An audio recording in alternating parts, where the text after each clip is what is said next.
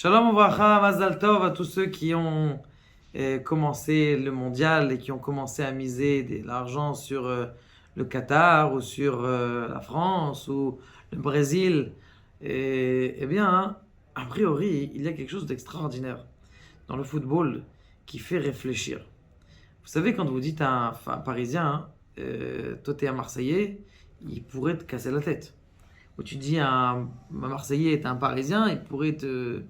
Comment c'est possible? Ça veut dire, pourquoi tu haïs tellement? Surtout que tu joues pas dans l'équipe du Marseille, tu joues pas au PSG. Mais tu es prêt à te taper. Il y a des gens qui meurent. Il y a des gens qui meurent lorsqu'il y a un football et qu'ils ont perdu. Il y a des morts.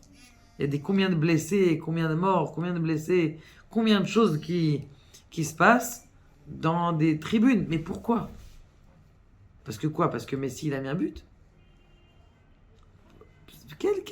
Quel est l'intérêt? Je comprends pas.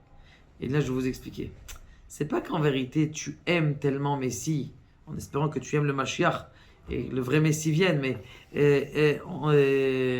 mais ce qu'on voudrait, c'est parce que tu as choisi que toi, tu es Marseillais, parce que tu as choisi que toi, tu es Français, alors ton choix, en vérité, il est prêt à te donner des forces de faire des choses. Ça veut dire que ce que tu as décidé, ta décision, pour une pensée, tu es prêt à mettre ta vie.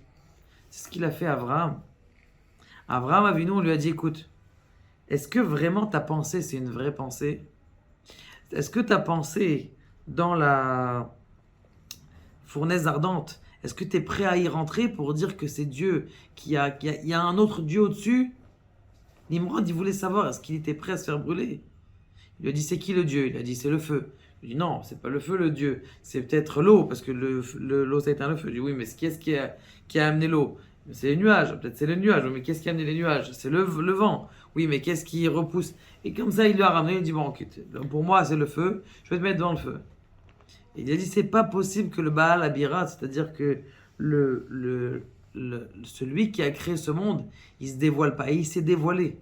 Ça veut dire que quelqu'un qui a une force de penser, sa force de penser, elle fait en sorte que tu peux te donner pour la... Maintenant, quelqu'un qui va se donner pour le football, c'est bien, la kavod. Je sais pas si c'est une mitzvah, mais en tout cas pour se donner pour la Torah. Quelqu'un qui, toute sa vie, c'est la Torah, qui va se donner pour ça, qui s'est vengé pour ça, ça peut être quelque chose d'énorme.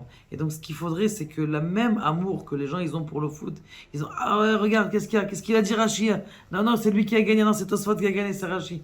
Ça aussi, il faut qu'on ait à l'intérieur de nous. Essayer d'insérer cette volonté, non pas de j'ai gagné, c'est-à-dire de s'associer lui-même, de que mon équipe à moi c'est Rachi, mon équipe à moi c'est le Tosafot, mon équipe à moi c'est la Torah. Et que grâce à ça, Bezrat Hashem, quand notre vie c'est la Torah, eh bien ça nous fait vivre et ça nous fait, comment on appelle ça, gagner des milliers et des milliers de mitzvot. Baruch Adonai Leolam Amen.